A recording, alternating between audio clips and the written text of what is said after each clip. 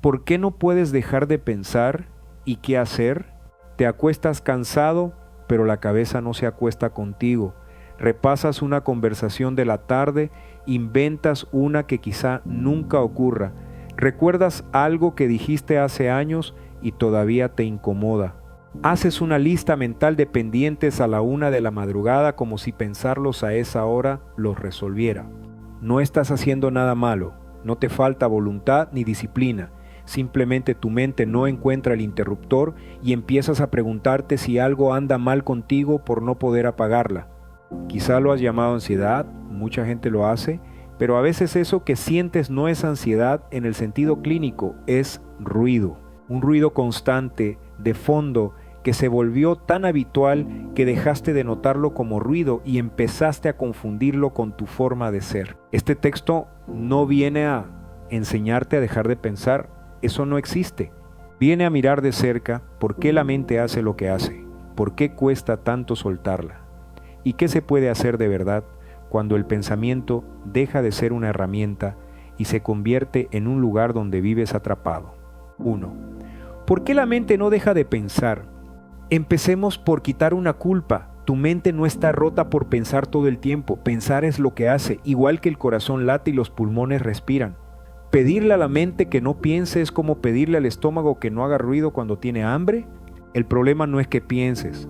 El problema es la cualidad de ese pensamiento. Una cosa es pensar para resolver algo concreto y otra muy distinta es ese girar interminable sobre lo mismo, sin avanzar, sin conclusión, sin descanso. A lo primero podríamos llamarlo pensar, a lo segundo rumiar.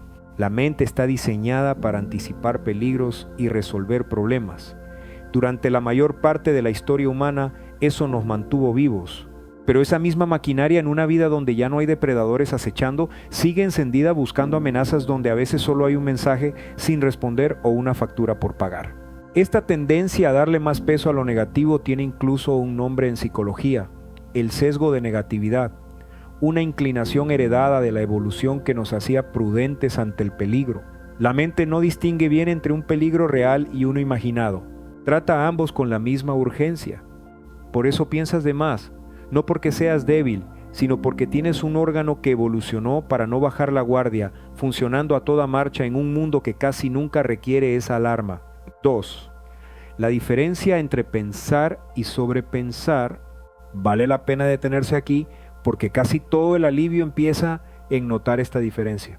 Pensar tiene dirección, tomas un problema, lo examinas, llegas a alguna decisión, una idea, un siguiente paso y lo sueltas. El pensamiento cumple su función y se retira. Sobrepensar no tiene dirección, tomas el mismo problema y lo das vueltas una y otra vez, pero no avanzas. Vuelves al punto de partida con otra envoltura, revisas la misma escena buscando un detalle distinto. Construyes 10 versiones de una conversación futura y al final del día estás agotado, como si hubieras trabajado mucho, aunque por dentro no se resolvió nada. A este patrón la psicología lo llama rumiación, un pensamiento que en vez de fluir se queda enganchado y gira en bucle. La señal más clara para distinguirlos es esta: el pensar produce algo y termina. El sobrepensar se alimenta de sí mismo y no termina nunca. Uno es una herramienta, el otro es una rueda girando sin tracción. Reconocer cuál de los dos está ocurriendo en un momento dado ya cambia algo. No porque puedas apagarlo con voluntad, sino porque dejas de creer que ese girar es productivo. Dejas de respetarlo como si fuera trabajo importante y eso le quita parte de su poder. 3. Cuando el ruido mental se confunde con ansiedad, mucha gente que vive con la cabeza llena de ruido lo nombra ansiedad y a veces lo es, pero conviene mirar con cuidado, porque no todo pensamiento constante es un trastorno.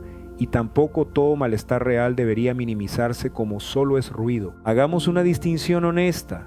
Hay un ruido mental cotidiano, la mente que no para, que repasa, que anticipa, que comenta todo lo que haces. Es agotador, pero es manejable y casi todo lo vivimos en alguna medida. Y hay algo distinto, una ansiedad que interfiere de verdad con tu vida, que aparece con síntomas físicos persistentes que te impide funcionar, dormir, estar en paz durante semanas.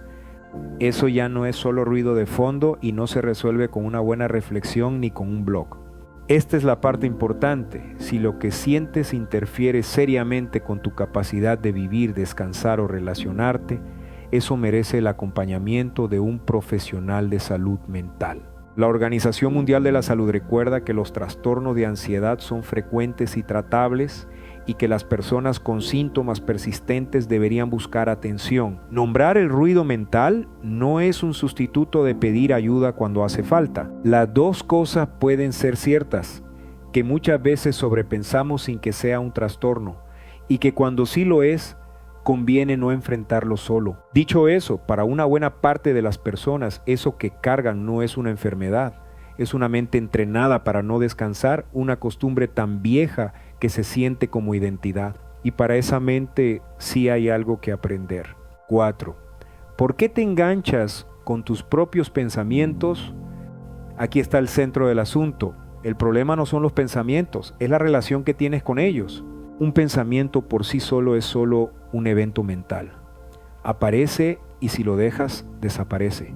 El problema empieza cuando lo crees sin examinarlo, cuando lo tomas como verdad y lo persigues.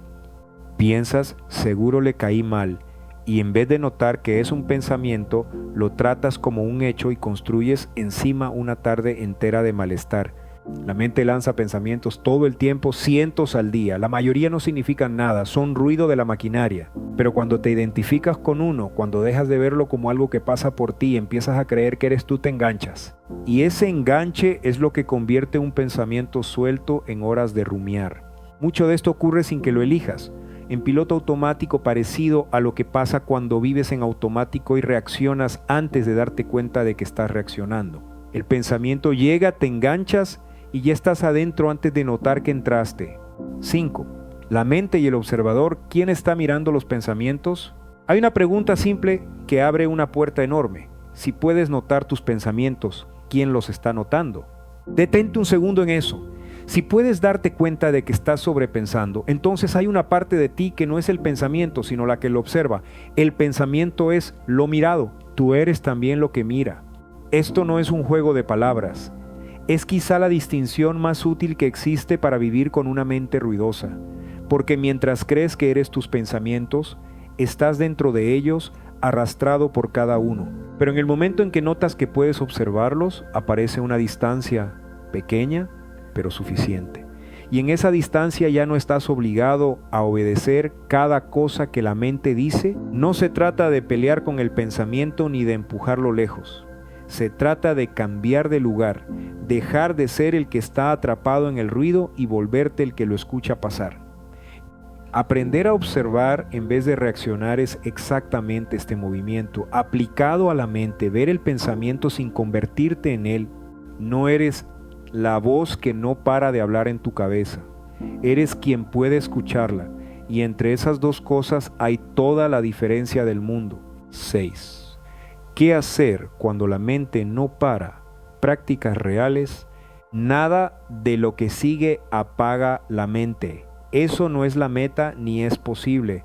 Lo que estas prácticas hacen es cambiar tu relación con el ruido para que deje de arrastrarte con la misma fuerza. Nombrar el pensamiento en vez de creerlo. Cuando notes que estás girando sobre algo, prueba a nombrarlo. Estoy teniendo el pensamiento de que le caí mal, en lugar de le caí mal. Suena pequeño, pero pone una distancia. Una cosa es un hecho, la otra es un pensamiento que estás teniendo. Esa palabra además, estoy teniendo el pensamiento, te devuelve al lugar del observador. Preguntar si esto resuelve algo. En medio del rumiar, pregúntate con honestidad, ¿este pensamiento está llegando a algún lado o solo está girando? Si está resolviendo algo, déjalo trabajar. Si solo gira, ya tienes permiso de soltarlo, porque no te está sirviendo, solo te está cansando. Volver al cuerpo. La mente vive en el pasado y en el futuro, el cuerpo solo existe ahora. Cuando el ruido te tiene atrapado, lleva la atención a algo físico y presente. Los pies en el suelo, el aire entrando y saliendo, las manos. No es magia, es un ancla. El cuerpo te saca del bucle mental, devolviéndote a un lugar donde el pensamiento no llega. Darle a la mente 1 hora, no todo el día. Si hay algo que de verdad necesitas pensar, dale un momento dedicado, incluso 15 minutos, en vez de dejar que invada cada hueco del día. paradójicamente, cuando le das espacio a propósito, deja de exigirlo todo el tiempo. Aceptar que la mente va a seguir hablando. La práctica más profunda no es lograr el silencio, sino dejar de pelear por él. La mente va a seguir produciendo ruido. Cuando dejas de exigirte una calma perfecta y aceptas que el ruido aparecerá, paradójicamente baja el volumen, porque ya no estás sumando la ansiedad de querer callarla a la mente que ya estaba ruidosa. 7. Lo que cambia cuando dejas de pelear con tu mente, no vas a llegar a un día en que la mente se quede en silencio para siempre.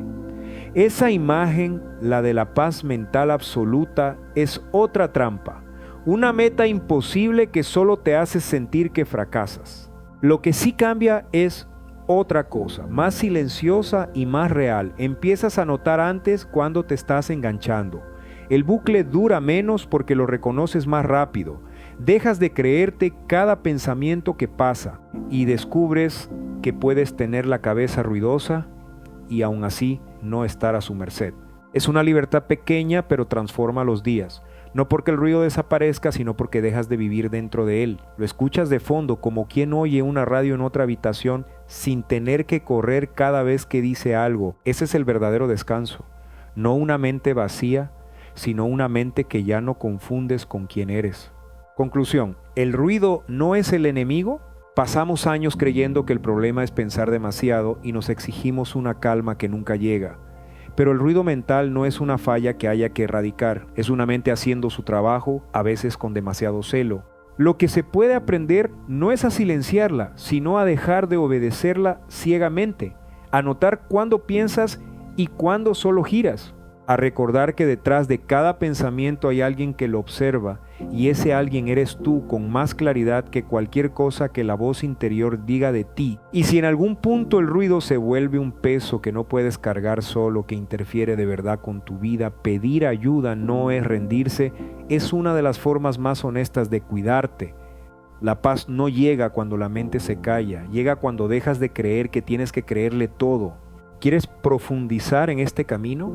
Si este tema resonó contigo, un hermoso colapso profundiza en este proceso de volver a ti, de soltar las viejas formas de control y aprender a habitar tu vida con más presencia y menos ruido.